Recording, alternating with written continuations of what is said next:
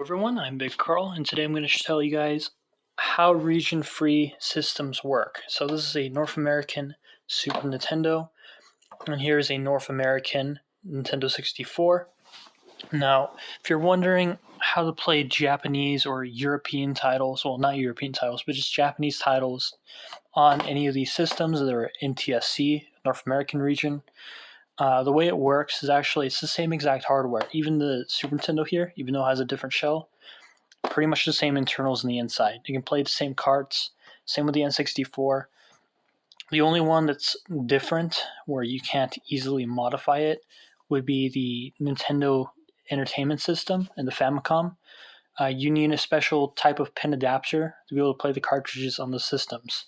But what prevents these guys from being able to play the Japanese games and the Japanese titles is the little plastic tabs right here. So these tabs don't exist on the Japanese systems.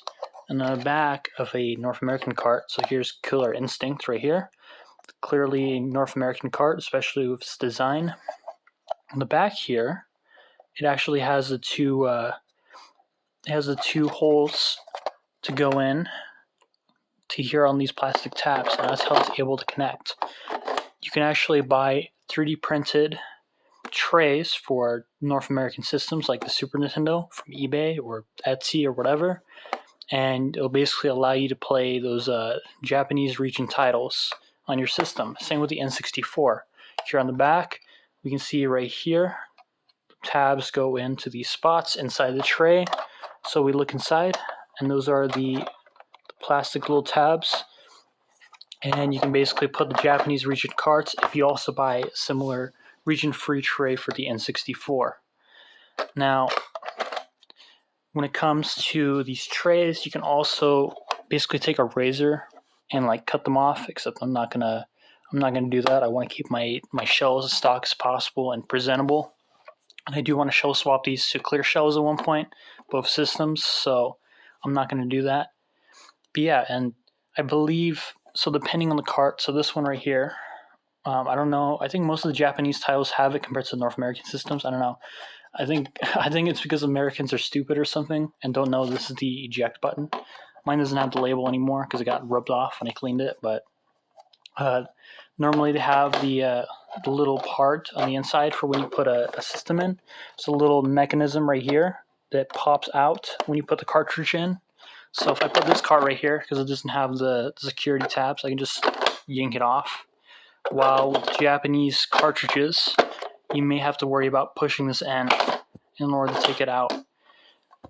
With the N64, they got rid of that, so it's basically the exact same in design and everything else on all the carts except for those tabs, so you can easily yank it out, etc. So yeah, I hope this is very helpful for you guys if you want to switch out the trays to make your systems region free.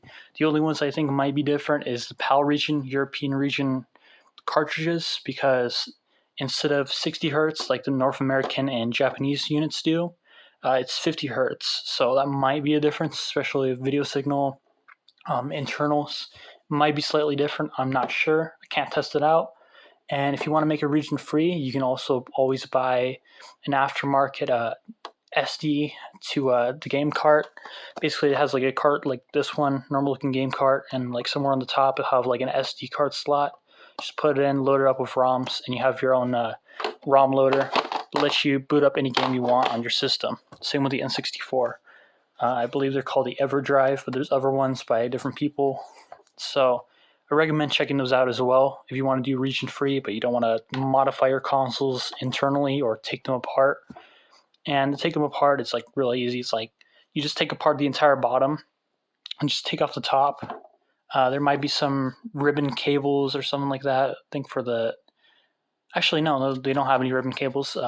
Just the internals, these sliders here, they go to physical switches. They're on the boards themselves. So it's just a matter of unscrewing all the screws here on the bottom and then taking off the top. Once you got the top off, you literally just flip it over and unscrew 2 Phillips screws on both ends on both of these systems. So yeah, I believe the N64 is actually easier to take apart in that regard to the Super Nintendo. It might be a little bit more complicated if you're going to take apart some of the mechanisms like the eject button and whatnot, and some of the other stuff. But yeah, let me know what you guys think. If you guys need any help, let me know. I hope this was very helpful and informative, as I've had these systems for a while now, and I really enjoy them.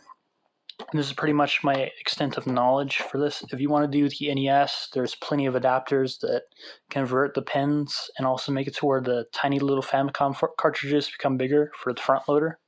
So yeah. Let me know if you need anything. All right, thanks for watching.